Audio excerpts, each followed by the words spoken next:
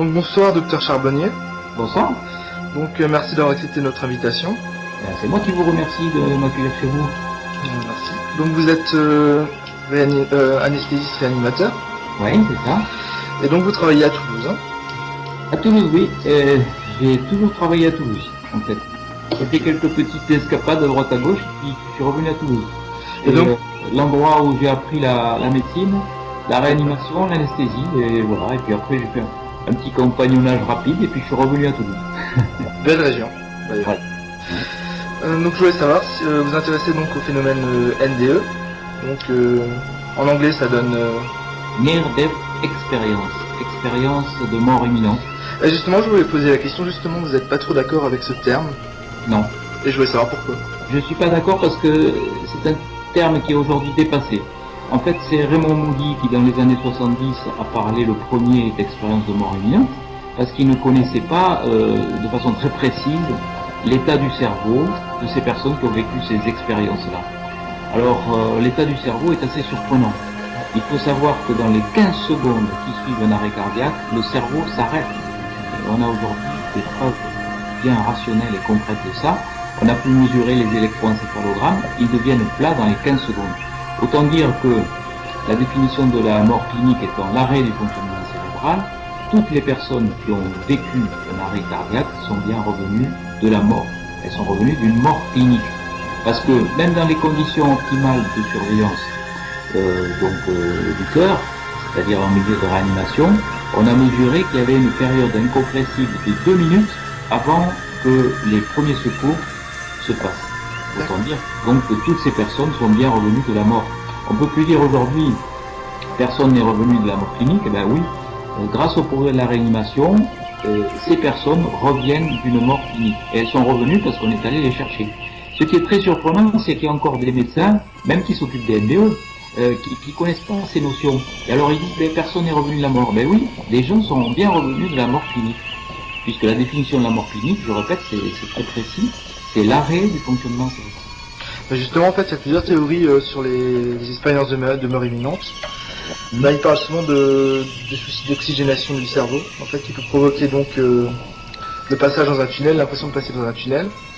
Et deuxième théorie aussi, donc, ce que j'ai pu voir, c'était le niveau de l'endorphine, qui peut créer cet état de bien-être. Vous en pensez quoi par rapport à ces théories J'en pense que ces théories ne sont pas valables parce que on a pu mesurer aussi, et ça c'est le docteur Finvan nous-mêmes qui l'a mesuré et qui raconte le récit d'une personne qui a pu voir donc sa réanimation, et elle a pu voir aussi qu'on lui faisait un prélèvement sanguin au niveau de son artère fémorale au moment même où elle était dans un coma profond.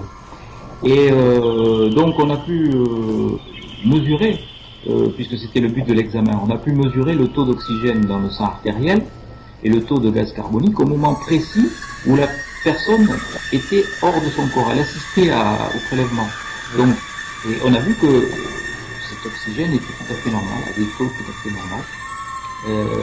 tout à fait normaux. Donc, il n'y a pas de, si vous voulez, il n'y a pas une corrélation entre l'hypoxie et l'expérience en elle-même. Et puis, la théorie des endorphines, c'est vrai que lorsque nous avons un traumatisme très puissant, lorsque nous avons une émotion très puissante, ben le cerveau est inondé d'endorphines. Les endorphines, c'est comme la morphine si vous voulez, mais c'est une morphine naturelle qui est sécrétée par le cerveau en période de stress.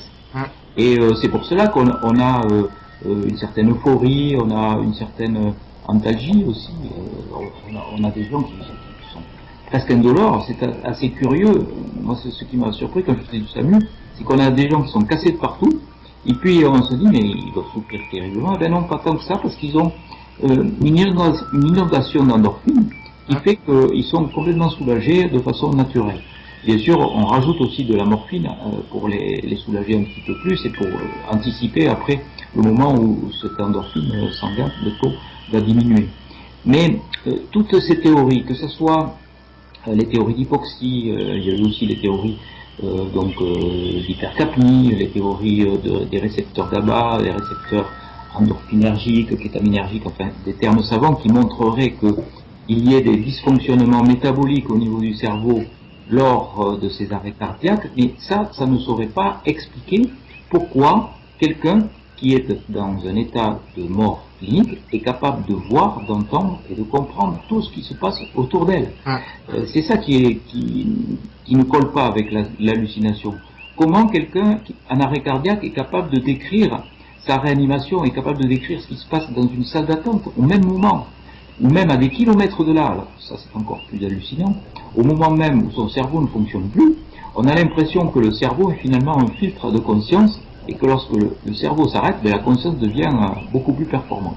Alors ça nous dépasse complètement si on se situe dans la pensée matérialiste. Vous savez que les scientifiques, en particulier en Occident, sont véritablement intoxiqués par la pensée matérialiste, qui dit depuis première année de la faculté de médecine jusqu'à la dernière, que le cerveau est un organe qui fabrique de la conscience. Et par conséquent, lorsque le cerveau est détruit ou s'arrête de fonctionner, il n'y a plus de conscience. Voilà. Ça, c'est la théorie matérialiste. Et maintenant, cette théorie vole en éclats parce que on a tous ces témoignages de personnes qui, une fois leur cerveau en opérant, ne fonctionnant plus, sont capables d'avoir la perception de tout ce qui se passe autour d'elles au moment même où tout ne fonctionne plus. Alors ça, c'est complètement inexplicable, avec la théorie matérialiste. Mais quel est le cas d'expérience de mort imminente le plus intéressant que vous avez étudié? Le plus intéressant, moi j'en ai étudié beaucoup, j'ai recueilli des centaines de témoignages en 20 ans. Mais le plus documenté, le moins contestable, c'est sans doute celui de Pamela Reynolds. C'est une jeune femme qui se fait opérer du cerveau et on a, pour ce faire, reconstitué un état de mort clinique. C'est-à-dire que l'on a arrêté sa circulation cérébrale pendant plus d'1h30. Donc normalement, au bout de 3 minutes, le cerveau est irrémédiablement détruit, de façon irréversible. Mais pour éviter ça, on a refroidi son cerveau à 15 degrés 5. D'accord. À cette température, il n'y a aucune possibilité d'avoir le moindre échange biochimique entre deux neurones. Donc on est sûr que le cerveau ne fonctionne plus. Pendant 1h30, Pamela Reynolds ne reçoit plus de sang dans son cerveau et son cerveau est réfrigéré. Donc, on est sûr qu'elle ne peut pas voir, entendre et comprendre ce qui se passe, normalement, si on est dans la théorie matérialiste. Et bien pourtant, à son réveil, Pamela Reynolds décrit toute son intervention, elle a tout vu. Elle était au-dessus de son corps, elle a pu décrire les instruments qui ont été utilisés, la conversation qui a eu lieu entre le chirurgien et le cardiologue qui avait voulu assister à l'intervention, il a pu décrire les instruments, tout a été mentionné sur un cahier de bloc et ça a fait l'objet d'une publication dans une revue à comité de lecture scientifique qui s'appelle The Lancet, c'est pas du tout une revue ésotérique. Donc ce cas-là seul suffirait à dire que la conscience n'est pas fabriquée par le cerveau et que lorsque le cerveau s'arrête de fonctionner, comme dans ce cas-là on peut difficilement contester ça, eh bien la conscience continue, on est capable de le voir, d'entendre, de comprendre avec autre chose que son cerveau, ses oreilles et ses yeux. C'est tout à fait à l'encontre de la théorie matérialiste de la conscience. Donc il va falloir trouver autre chose, une autre modélisation de la conscience. Voilà. Mais souvent, c'est vrai qu'on parle d'expériences heureuses, mais il y a des fois des gens qui vivent des expériences bouleversantes, en fait, au niveau de très mauvaises, on va dire. Oui, alors peut-être pour les auditeurs, il faut rappeler de façon classique et très rapide comment se passe une expérience de mort provisoire, parce que moi je les appelle plus imminentes, j'appelle ça des expériences de mort provisoire. Eh ben, il faut savoir que ça nous arrivera tous, à la fin de notre vie terrestre, eh bien on va sortir de notre corps, on va voir ce qui se passe autour de nous, et puis il suffira de penser à des gens ou de penser à des situations pour en croire, tous ces témoignages, pour brutalement se trouver à l'endroit où sont les êtres chers auxquels on pensait au moment de l'expérience. C'est assez stupéfiant, ça, ce qui se passe, c'est-à-dire que vous êtes en arrêt cardiaque, vous sortez de votre corps, vous pensez par exemple à vos parents, pof, vous vous trouvez, même s'ils sont à des dizaines de kilomètres ou des centaines de kilomètres de là, vous vous trouvez auprès d'eux, comme s'il y avait une dissociation du temps et de l'espace. Ensuite, vous passez dans un tunnel, et c'est là où, je dirais, tous les repères spatio-temporaux disparaissent. On est dans un tunnel, on ne sait pas trop où on se situe, on voit une lumière au bout, et au bout de cette lumière, donc, il y a cet amour inconditionnel, et c'est ça qui est le plus bouleversant dans les récits. C'est un amour qui n'a rien à voir avec les amours terrestres, qui sont des amours possessifs, avec des jalousies, etc. Là, c'est un amour extraordinaire. Ils ont bien du mal à exprimer la puissance de cet amour. Il est tellement puissant qu'il va venir donner de la nostalgie lorsqu'on va la quitter. Alors ça, c'est très surprenant aussi. Nous, on est très triste de voir nos êtres chers disparaître, partir. Eh bien, eux, non, pas du tout. Quand ils sont de l'autre côté, ils sont tristes de nous voir tristes, parce qu'ils nous voient un moment, mais ils sont tellement heureux dans cette lumière qu'ils sont tristes de la quitter. Pourtant, quelquefois, ça dure que quelques millièmes de seconde, une expérience, quand on terrestre. Eh bien, c'est tellement puissant que ça va balayer d'un revers de main tout cet amour reçu pendant une vie terrestre, nos conjoints, nos enfants, notre famille, nos amis, tout ça, c'est peanuts par rapport à cet amour-là. Donc jusque-là, on va tous connaître ça. Mais après, il y a le retour. Le retour, 18% de ceux qui ont fait un arrêt cardiaque le connaissent, 20% d'après mon étude, 18% d'après celle de Philippe Van Lommel. Donc ce retour, il va être imprégné d'une nostalgie. Il y aura avant quelquefois des rencontres avec des êtres décédés, avec des guides spirituels, avec des anges, avec Dieu. Quelquefois on voit aussi qu'il y a une connotation culturelle assez forte en fonction du vécu. Et puis ce retour va se faire donc généralement comme le fait, certains disent comme le fait, on voit bien que c'est douloureux, une main dans un gant ou encore dans une combinaison trop étroite. Et la personne va retrouver toutes ces douleurs terrestres et va retrouver donc toutes ces souffrances psychologiques, etc. Et puis elle va être transformée par cette expérience qui deviendra pour toujours et toute sa vie l'expérience unique de sa vie, quoi.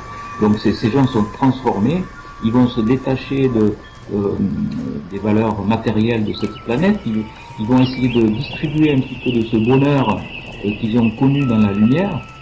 Nicole Dron dit quand j'étais dans la lumière, j'ai entendu qu'as-tu fait de ta vie, qu'as-tu fait pour les autres. Donc après, lorsqu'ils sont revenus, ces gens-là voudront faire le bien autour d'eux, et ils voudront donc s'investir dans des œuvres caritatives, des œuvres humanitaires, certains deviendront artistes, etc. Mais ils vont se détacher complètement des valeurs matérielles, ce qui fait que ça va bien sûr les changer. Ils vont changer quelquefois de conjoint, de partenaire, de mari, ou de vie, ou de métier, d'amis, etc. Et puis, il faut absolument qu'ils puissent communiquer cette expérience, parce que s'ils ne peuvent pas communiquer cette expérience, eh ben, ils vont pouvoir être très malheureux, développer des psychoses, des névroses, parce qu'ils se reconnaîtront plus dans un monde qui ne reconnaît pas leur expérience comme étant l'expérience unique de leur vie. Et alors, vous disiez, il y a souvent des expériences négatives, on appelle ça des expériences infernales. Il y a des fois où c'est pas du tout plaisant. Certains se font poursuivre par des figures géométriques qui sont englobées, englouties dans des lacs de feu. Enfin, on voit bien que c'est quelque chose de très très très pénible. Des figures géométriques en fait, oui, des figures géométriques. Il y a souvent des récits comme ça. Kenneth Ring en avait parlé, moi j'en ai retrouvé aussi quelques-uns parmi les témoignages que j'ai. C'est assez curieux. Alors ils sont englobés dans des triangles, dans des cercles, dans des spirales, etc. Et il y a une espèce d'angoisse, comme si une boule les poursuivait. Enfin, on voit bien que c'est très très très pénible à vivre.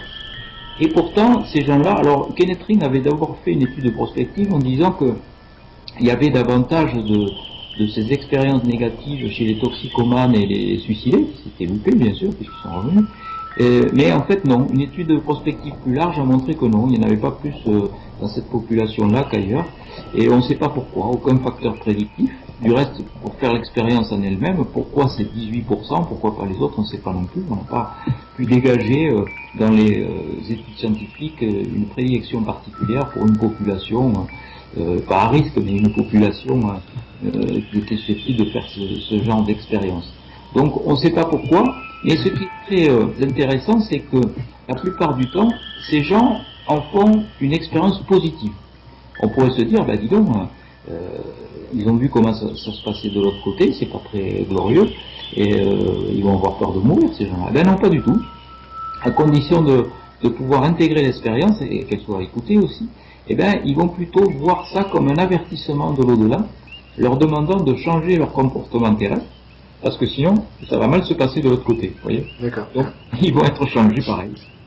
Ils vont changer leur vie, ils vont se débarrasser de tout ce qui est matériel, ils vont essayer d'être bons et humains avec les autres, de distribuer de l'amour autour d'eux, donc c'est pareil. À condition, toujours la même chose, qu'on puisse écouter leur discours. Parce que certains seront très malheureux si on n'écoute pas leur discours, aussi encore pire, on se moque d'eux.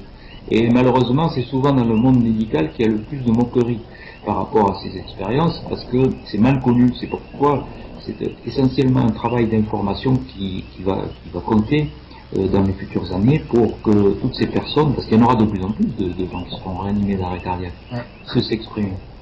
Et il y aura des défibrillateurs automatiques qui seront mis un peu partout, et puis il y a la définition de la mort qui est en train de changer, quoi. Aujourd'hui, c'est l'arrêt du fonctionnement cérébral. Il y a encore quelques décennies, moi je me souviens, quand j'étais enfant, on disait son cœur s'est arrêté, il est mort, on ne faisait même pas de réanimation, donc c'est allé très vite. C'était la définition de la mort, c'était l'arrêt cardiaque. Ensuite, juste avant, ça a été l'arrêt respiratoire, on mettait un petit miroir devant la bouche et le nez, puis ça veut pas et puis au XVIe siècle, c'était simplement la personne qui ne bougeait pas lorsqu'on la stimulait douloureusement, on la pinçait, elle ne bougeait plus, elle était morte. Et puis, il devait y avoir sûrement des réveils dans des cercueils, ça devait être abominable cette époque-là. Probablement qu'on devait les prendre pour des vampires et on devait les achever s'ils se réveillaient dans les cercueils. On leur plantait un pieu de bois dans le cœur. Et en fait, aujourd'hui, en réanimation, c'est très précis. Pour avoir une mort clinique, il faut un arrêt du fonctionnement cérébral. Mais ça ne suffit pas pour déclarer la personne décédée en réanimation. Il faut avoir un électroencéphalogramme plat pendant au moins 20 minutes à 4 heures d'intervalle, en dehors des conditions de froid ou de narcose, c'est-à-dire le produit qu'on a injecté pour faire dormir les gens. Si on a ces conditions-là, on considère qu'on ne sait plus faire, on ne sait plus réanimer, donc on peut débrancher un respirateur ou on peut prélever les organes. Voilà, ça se résume à ça.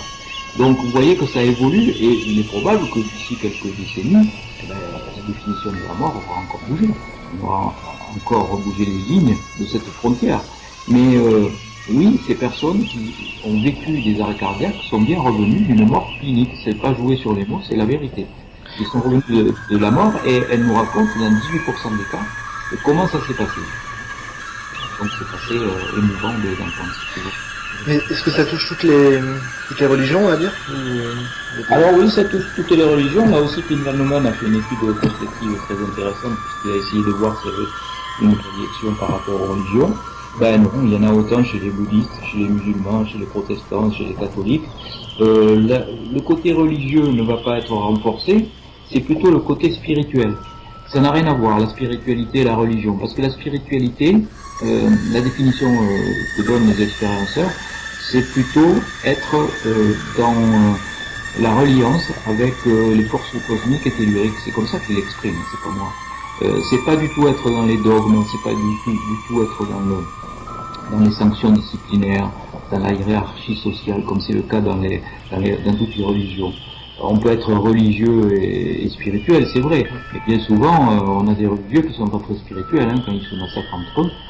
On peut avoir aussi des gens qui sont dans la spiritualité et qui n'ont pas de religion du tout, qui ne se sentent pas concernés par aucune des religions.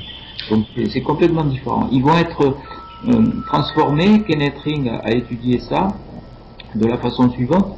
Ils vont être persuadés qu'il y a une vie après la mort, tous. Moi, j'ai fait une étude à ce sujet. 100% sont sûrs que la vie ne s'arrête pas au moment de la mort. Il n'y en a aucun, j'en ai rencontré aucun, mis à part un seul qui s'appelle Philippe Labro, et qui, je pense, n'a pas vécu l'expérience, parce que c'est pas possible. Je n'ai jamais rencontré quelqu'un qui coûte à ce point. Philippe Labro, quand vous l'interviewez, il a écrit un livre qui s'appelle La Traversée, et il dit « Je ne sais pas si j'ai été victime d'une hallucination, si j'ai rêvé ou pas ». Ça, c'est pas le discours d'un expérienceur. Quelqu'un qui a véritablement vécu l'expérience, il est sûr qu'il n'a pas rêvé, il est sûr qu'il n'a pas été victime d'une hallucination, il est sûr qu'il y a une vie après la mort. Donc déjà, ces trois items, Philippe Labro ne les a pas. Donc il devrait être exclu de ces témoins qui ont vécu l'expérience. Et bon, c'est toujours pareil, comme c'est un homme public et connu, chaque fois qu'il y a un expérienceur à montrer à la télévision, eh ben c'est lui qu'on voit. Ben, lui, désolé, mais c'est pas un expérienceur. Il n'a pas, enfin, il suffit de demander à des médecins qui s'intéressent de près au sujet pour reconnaître que lui, il n'a pas du tout les fameux critères de Grayson pour être homologué comme un expérienceur. Voilà. Mais malheureusement, vous savez, la désinformation, elle sévit partout. Ah, malheureusement. Voilà. Mais qu'est-ce qui vous a poussé en fait dès le départ à vous intéresser à ces expériences de mort imminente? Ben, moi, c'est une expérience personnelle que j'ai vécue. Et je m'aperçois que tous mes collègues qui s'intéressent à ce sujet ont vécu quelque chose de transcendant, on peut appeler ça comme ça. Quelque chose de transcendant qui les a transformés et qui a changé leur façon de voir les choses. Melvin Morse a vécu quelque chose de particulier avec son père, qu'il exprime régulièrement. Melvin Morse est un chercheur qui s'occupe de ça aux États-Unis, que j'ai rencontré au cours d'une conférence qu'on faisait ensemble en Belgique, et il a vécu un événement transcendant. Mario Beauregard, que j'ai aussi rencontré au Canada, où j'étais invité à faire une conférence sur ce sujet, a vécu une expérience de mort imminente alors qu'il était enfant.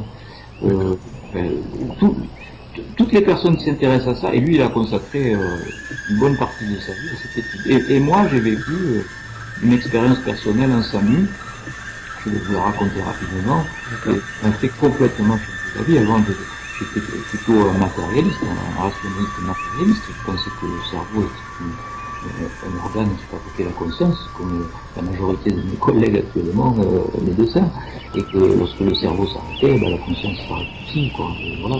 Et j'ai vécu quelque chose qu'on peut appeler, que Raymond Moody appelle maintenant les expériences de mort partagée. À l'époque où je l'ai vécu, ça n'existait pas, cette terminologie. Moi je l'appelle les expériences de perception mortuaire, et j'en parle dans mon prochain livre, les 7 bonnes raisons de croire en l'au-delà, qui sortira le 13 janvier sur Daniel. D'accord. Il y a un petit teaser amusant sur mon site. On peut taper mon nom, on voit mon site. Vous pouvez rappeler votre site sinon Oui, bah alors mon site c'est www.charbonnier, CHARBO1IER.fr, et là il y a toutes les informations sur mon travail, sur mes recherches, sur les livres que j'ai déjà publiés et les films que j'ai faits sur ce sujet. Donc pourquoi j'ai fait tout ça? Parce que lorsque j'ai débuté mes études,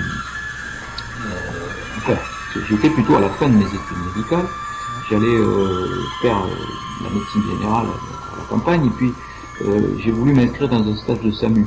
Et dans ce stage de SAMU, il m'est arrivé quelque chose qui a changé ma vie.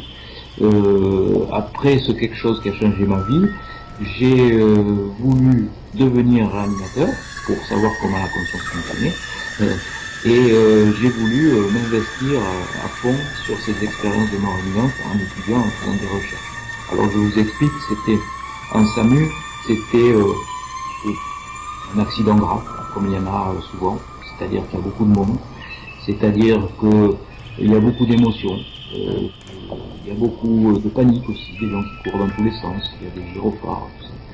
Et j'étais seul à gérer cet accident parce que tous mes collègues médecins étaient pris. Et puis il y avait déjà 2 cadavres allongés sur le bord de la route, recouverts d'un drap blanc, et ce pompier qui me dit: docteur, venez en bas, il y a quelqu'un qui est resté coincé dans la voiture, il faut venir le chercher. Et donc dans ce contrebas, il y avait donc un fossé, et puis il y avait ce cube de métal, on avait découpé un trou, et puis je suis passé dans ce trou avec ma mallette, et je suis tombé sur ce jeune, une vingtaine d'années, qui était coincé dans les tôles jusqu'à la partie inférieure de son thorax. C'était très émouvant parce qu'il était livide et il était conscient. Et puis moi je devais le sauver, en gros, c'était ça la situation. Autrement dit, il fallait que je le perfuse rapidement.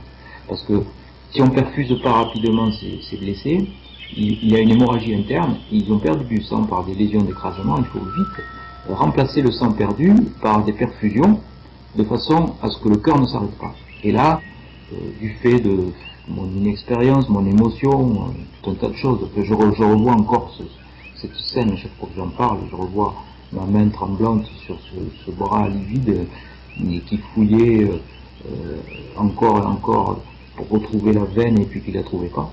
Et je ne l'ai pas trouvé, donc il est arrivé ce qui devait arriver, c'est-à-dire qu'il est parti sous mes yeux.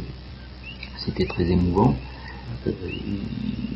Sa pupille s'est dilatée, j'ai vu une étincelle de vie qui partait de ce regard, et j'ai senti, et c'est ça l'expérience de mort partagée, ou la perception mortuaire, j'ai senti quelque chose de vivant et de joyeux, qui quittait le corps et qui m'a frôlé le visage sur la droite.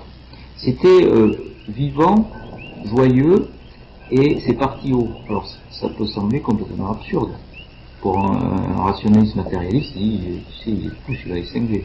Eh ben non, pourtant j'ai ressenti ça comme une délivrance, et là j'ai compris que mais c'est pas de l'ordre du scientifique, c'est de l'ordre de l'humain, c'est de l'ordre de l'émotionnel.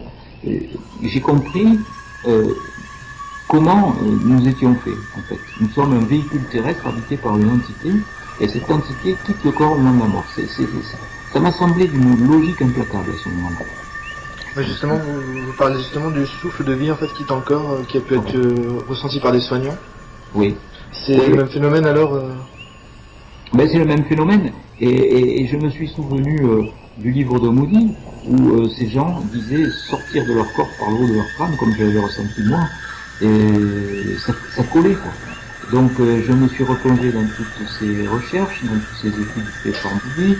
Je me suis précipité sur les bouquins parce qu'à l'époque il n'y avait pas les ordinateurs, et j'ai commencé à écrire sur ce sujet, à essayer de collecter des témoignages, etc. Vous voyez, c'est un moment que ça dure.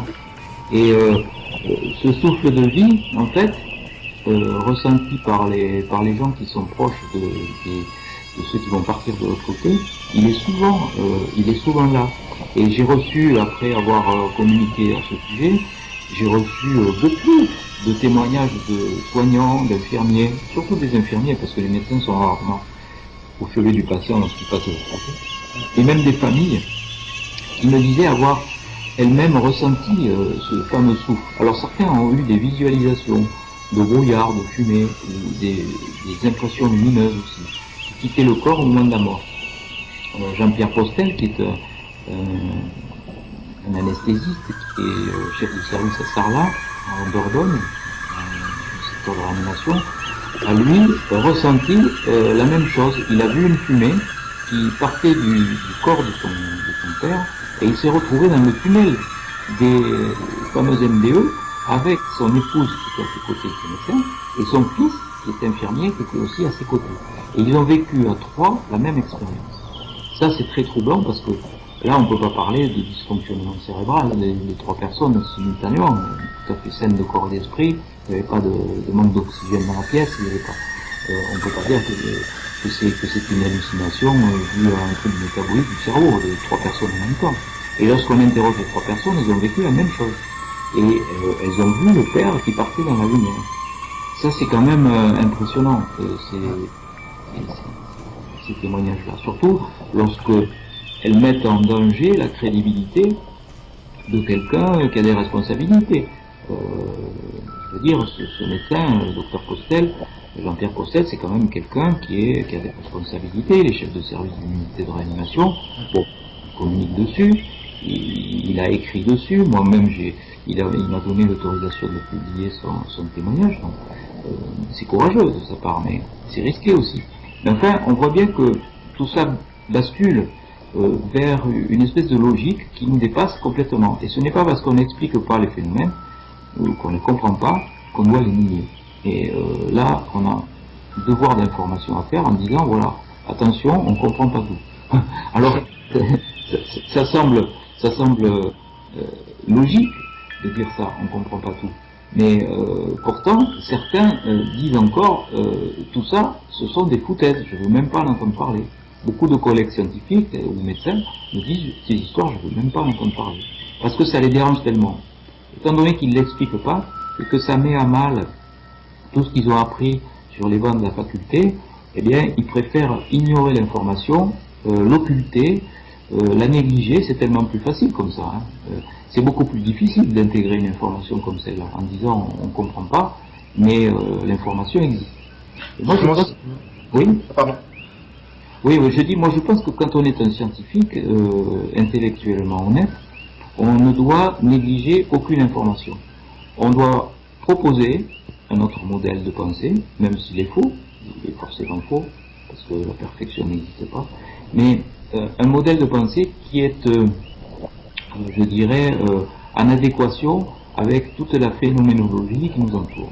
Et moi ce que je propose, cette théorie que je propose de cerveau émetteur-récepteur d'information, c'est une théorie qui vaut ce qu'elle vaut, mais au moins elle a le mérite d'intégrer un certain nombre de phénomènes comme les MDE ou comme la médiumnité ou comme la télépathie en proposant quelque chose. Et je dis, bon, ça peut fonctionner comme ça. Et le modèle que je propose est valable jusqu'à ce que notre phénomène vienne le contredire. Voilà. Cette théorie du cerveau émetteur-récepteur de conscience est beaucoup plus séduisante que la théorie du cerveau sécréteur de conscience. Parce qu'on montre bien maintenant, on a suffisamment d'exemples qui le prouvent, puisqu'il y aurait sur cette planète 60 millions d'expérienceurs, 4% de la population planétaire, alors ça ne fait pas 60 millions, il y a des régions du globe où on ne peut pas réanimer les gens, mais 4% c'est énorme, ça fait 2,5 millions de Français, ça fait 12 millions d'Américains, on ne peut plus nier cette expérience, qui aurait vécu ça. Et on peut concevoir que si le cerveau est un émetteur de récepteur de conscience, eh bien c'est comme un poste de télévision. Quand un poste de télévision est cassé ou éteint, le programme continue. Ben, les matérialistes pensent que le programme est fabriqué par le poste de télévision. Donc la conscience continue lorsque le cerveau est éteint et s'arrête de fonctionner. Ça expliquerait aussi que certaines informations puissent venir d'un champ universel qui nous dépasse complètement et pour venir donc percuter certains récepteurs cérébraux qui seraient plus ou moins aptes à recueillir des informations. Et c'est pour ça que certains ont des intuitions plus facilement que les autres, d'autres sont médiums, d'autres ont des prémonitions, des intuitions, ou même l'inspiration artistique, ou même oui, certaines attitudes d'enfants. Alors, les enfants auraient un récepteur qui serait beaucoup plus performant pour recueillir les informations, parce qu'ils ne sont pas perturbés par tout ce qui est du domaine de la conscience analytique. C'est-à-dire, un enfant, il sera plutôt dans la conscience intuitive, donc il va recevoir plus facilement des informations. Et c'est pour cela qu'on trouve des enfants, par exemple, qui se mettent à jouer des dinosaures à l'âge de 4 ans, qui disent voir des entités qui se promènent, ou qui disent avoir vécu des choses dans certaines situations, comme s'ils avaient vécu dans des vies antérieures. Tout ça parce qu'ils seraient reliés, peut-être, hein, je dis, à un champ d'information et qu'ils seraient capables de mieux exprimer tout ce qu'ils ressentent que les adultes. Les adultes sont, par contre, très parasités par le bruit assourdissant de leur mental. Un adulte, il a une intuition comme ça, une prémonition, une visualisation, il a sa conscience analytique qui tout de suite va chasser l'information. On va dire non, elle va occulter tout ça et ne va pas percevoir ça. À moins de se mettre en état de méditation ou d'écoute, on est très imperméable à toutes ces informations. Alors, il y a plusieurs états cliniques de ces expériences de mort imminente. Il y a un abus de langage, parce que quelquefois on parle d'expérience de mort imminente et puis les gens ne sont pas du tout en expérience de mort imminente, il n'y a même pas eu de traumatisme. Par exemple, il y a le cas d'une personne qui voit arriver un camion, elle conduit sa voiture, elle voit arriver un camion sur elle, elle a un mouvement de volant, elle évite l'accident, elle n'a aucun traumatisme. Et pourtant, elle a une sortie de corps, elle passe dans le tunnel, elle a l'expérience classique des MDE, et elle revient dans son corps ensuite, avec un récit assez impressionnant, et on dit que cette expérience-là est une expérience de mort imminente. C'est pas une expérience de mort imminente, elle n'a pas du tout été... Elle a été en danger de mort, mais à aucun moment elle a eu un traumatisme quelconque. Voilà. Alors, lorsqu'on parle, moi je parle d'expériences de mort provisoire, ce sont des expériences qui se sont passées en arrêt cardiaque. C'est-à-dire que la personne a le cœur qui ne fonctionne plus. Voilà. Alors ça, c'est la véritable expérience de mort provisoire. C'est pour ça qu'il faut parler d'expérience de mort provisoire. Et à ce moment-là, la personne ne respire plus, elle a le cœur qui ne bat plus. Donc il faut faire une réanimation, il faut l'intuber, il faut la ventiler avec de l'oxygène pur, il faut lui faire des massages cardiaques et des catécholamines, de l'adrénaline, jusqu'à ce que le cœur reparte. Voilà, ça se passe comme ça. Et de ce temps-là, eh bien, la personne, dans 18% des cas, sort de son corps, voit les manœuvres des réanimateurs. Une des personnes, comme celle du docteur Pinvanomen, est capable de dire, tiens, l'infirmière a pris mon dentier, elle l'a placé dans tel tiroir, et après, il est capable de retrouver le dentier placé par l'infirmière, alors qu'il était dans un état de coma profond, puisqu'il était en arrêt cardiaque et on faisait un massage cardiaque. Donc, voilà. Ces expériences sont très troublantes parce que elles sont à peu près toutes les mêmes, quelles que soient les cultures, les religions, les philosophies. On voit bien que c'est toujours la même séquence événementielle qui arrive, et même ces expériences arrivent chez les aveugles, et les aveugles qui voient alors ce qui se passe, alors qu'ils n'ont jamais vu, même les aveugles de naissance. Les enfants aussi ont la même expérience, alors ils ne le décrivent pas de la même façon. Par exemple, un enfant dit j'ai vu un monsieur qui s'éclairait tout seul pour décrire un être de lumière, donc avec l'arme d'enfant. Aucune expérience ne se ressemble dans les récits, mais elles sont toutes les mêmes. C'est un petit peu comme si on prenait un Esquimau, un Parisien, et puis, je sais pas moi, un Sénégalais, et qu'on envoie à Venise. Ben, il y aurait 3 discours différents, ou 4. Et en fait, on verrait au bout du compte qu'ils sont bien tous allés visiter Venise, parce qu'il y aura quand même des points communs, mais avec des discours différents. Voilà, c'est tout à fait ce qui se passe chez ces gens-là, lorsqu'on recueille toutes ces expériences. Alors moi, j'en reçois beaucoup. J'en reçois tellement que je peux pas les analyser. Donc là je me suis, je viens d'intégrer un groupe de travail qui s'appelle le CEMI, le Centre d'études des expériences de mort imminente, dont le siège social est à Paris. C'est le professeur Marc-Alain Descamps qui s'occupe de ça. Donc là, je pense qu'on va démarrer un bon travail. Le CEMI a des antennes un petit peu partout dans le monde. C'est un groupe de travail qui est internationalement reconnu, qui est ouvert sur plein de pistes. C'est ça qui m'intéresse. Bien souvent, les gens qui s'intéressent à ça, les groupuscules qui s'intéressent à ça, sont bloqués dans des dogmes, dans un excès de scientisme, alors que le CENI est vraiment ouvert à toutes les pistes, y compris même les pistes du monde spirituel. Donc moi, ça m'intéresse beaucoup de rechercher avec des gens ouverts, ne pas se bloquer dans des dogmes, dans des principes.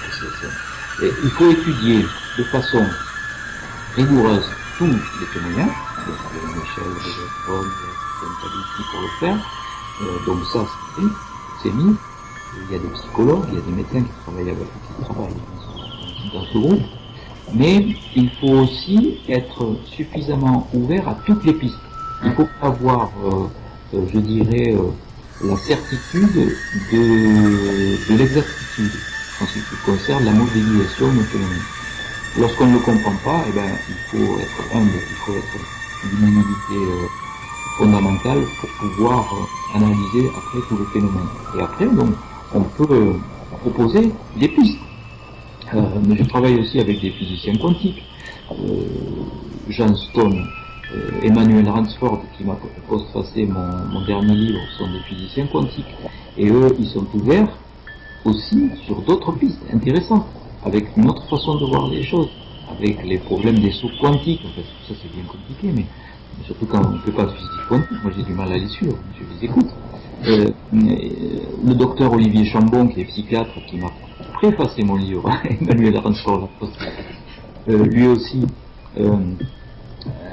est très ouvert à tous ces mondes-là. Donc je crois que c'est pas parce qu'on est un scientifique qu'on doit être un scientiste. Et malheureusement, la majorité des scientifiques qui s'occupent de ça, aujourd'hui, sont essentiellement des scientistes. C'est-à-dire ils sont coincés dans des modèles de pensée, et on ne peut pas leur faire sortir de ces modèles de pensée-là. Donc moi, je me suis reconnu dans le CENI parce que c'est vraiment un groupe de recherche international avec des antennes de recherche un petit peu partout dans le monde, et puis avec des gens ouverts surtout, parce que sinon on tourne en rond. Vous savez, il y a encore beaucoup de temps avant qu'on comprenne qu'il est nécessaire de changer de modèle de pensée en ce qui concerne la mort. il y a toute une série d'expériences qui sont menées maintenant avec des cibles cachées, placées au-dessus des comateux, etc. Mais je pense que la pensée matérialiste intoxique tellement les gens et les observateurs que si un jour il y a un comateux ou un expérienceur qui visionne une cible et qui la visualise et qui raconte ce qu'il a vu, même si c'est exact, eh bien, personne ne reconnaîtra l'expérience comme valide, parce que il est beaucoup plus simple de nier l'expérience. Il sera beaucoup plus simple, donc elle sera violemment attaquée, cette expérience, c'est sûr. J'ai mis beaucoup de doutes sur la validité de ces expériences, à cause de ça. Donc l'essentiel du travail, ça sera un travail d'information. Plus qu'un travail d'investigation, ça sera surtout un travail d'information, de dire aux gens, voilà où nous en sommes aujourd'hui, nous avons suffisamment de preuves scientifiques que la vie continue après la mort clinique. Ça c'est pas du tout utopiste de dire ça, c'est pas du tout une escroquerie que de dire ça. Pourtant on m'a traité d'escroc, je veux dire, lorsque j'ai publié ce livre il y a 2 ans maintenant, en 2008, bientôt 3, les preuves scientifiques d'une vie après la vie, mais j'ai reçu des lettres d'injures, des menaces de mort. C'est incroyable la violence qu'a suscité ce livre, des torrents de haine qui ont été déversés sur moi en disant que j'étais un charlatan, que je faisais du fric, avec mes livres, que je... Non mais c'est d'une violence qui est très révélatrice en fait d'un mode de fonctionnement, quoi. Lorsque l'on dit ça, ça veut dire que tout le monde matériel s'effondre. Puisque la pensée matérialiste qui dit que le cerveau fabrique la conscience, elle est plus valable. Alors, à partir de là, ça met à mal tout le système social. Ça veut dire qu'il faut se détacher des valeurs matérielles. Ça veut dire que notre vie qui est axée sur les valeurs matérielles serait complètement ridicule. D'ailleurs, on le voit qu'elle est ridicule, puisque en ce moment, on voit l'effondrement de toutes les valeurs matérielles sur la planète, et il y aura forcément l'émergence d'une certaine spiritualité. Qui sera peut-être secondaire aux informations scientifiques que l'on donnera à ce sujet. Bon. Ça évolue vite et c'est à mieux. Une étude statistique a montré en 2008 que 39% des gens croyaient à une vie à l'au-delà, à une vie après la mort et à une vie dans l'au-delà.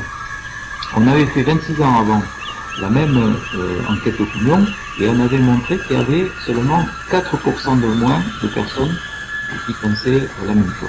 Et pourtant, on pourrait croire le contraire. Ben oui, parce que ça montre que en 26 ans d'évolution, il y a eu 4% de plus de gens qui pensaient que la vie après la vie existait et que l'au-delà existait. Donc, on voit bien que c'est pas du domaine de l'ignorance, puisque les sciences ont plutôt progressé, que le savoir scientifique a plutôt progressé, eh bien, ça va plutôt dans ce sens. Et alors, ce qui est le plus surprenant, c'est que 4 ans après, donc en avril 2011, la même enquête d'opinion a été faite et 53% des gens pensent actuellement, donc la majorité d'entre nous, pensent qu'il y a une vie après la vie, que l'au-delà existe. Donc c'est quand même démonstratif, ça veut dire que plus de 3 fois plus en 4 ans qu'en 26 ans. Ça progresse à une vitesse colossale. Et là, 2012 sera sûrement une année très intéressante parce qu'il y a beaucoup de groupes de travail qui s'orientent donc sur cette recherche-là. Il y a un magazine qui est sorti qui s'appelle NDE Magazine, un magazine exclusivement consacré au NDE, donc j'écrirai un article à toutes les parutions, on en est déjà au 4e numéro. Il y a des associations comme l'INRES à Paris, de Stéphane Alix, qui a fait aussi des émissions super sur M6, qui organise régulièrement des colloques avec des conférenciers internationaux. J'ai fait partie de ces conférenciers, j'ai eu ce privilège, pour parler de toutes ces expériences extraordinaires. L'INRES, c'est ça, c'est l'Institut National de Recherche des Expériences Extraordinaires. C'est Stéphane Alix, un journaliste, qui a monté ça, et je dois dire que ça, c'est quand même... il a fait faire un bond colossal donc à tout ce qui est du domaine du paranormal. il essaye de normaliser en fait le paranormal, comme si le paranormal d'aujourd'hui sera nécessairement le normal de demain. Merci docteur Charbonnier pour votre intervention. Merci beaucoup. Je voulais juste vous rappeler votre site internet qui est www.charbonnier.fr, hein, c'est ça? .fr, exactement. Et votre dernier livre? Et mon dernier livre, donc, c'est les 7 bonnes raisons de croire en l'au-delà, préfacé par mon ami docteur Olivier Chambon, qui est neuropsychiatre, et postfacé par un physicien que j'ai découvert, qui s'intéresse à la physique quantique, qui s'appelle Emmanuel Ransford, qui a beaucoup publié sur la physique quantique, et qui m'a fait l'extrême honneur et gentillesse de me postfacer ce livre. Donc, je pense que ça va intéresser pas mal. Le sous-titre du livre, le livre à offrir aux sceptiques et aux détracteurs. Voilà, j'espère que nous en offrirons pour faire découvrir ces 7 bonnes raisons de croire à l'au-delà, parce qu'il y en a 7. Et vous verrez, ces 7 raisons sont difficilement contestables. Très bien. Merci en tout cas pour votre intervention et au revoir et bonne soirée. Et à bientôt, j'espère.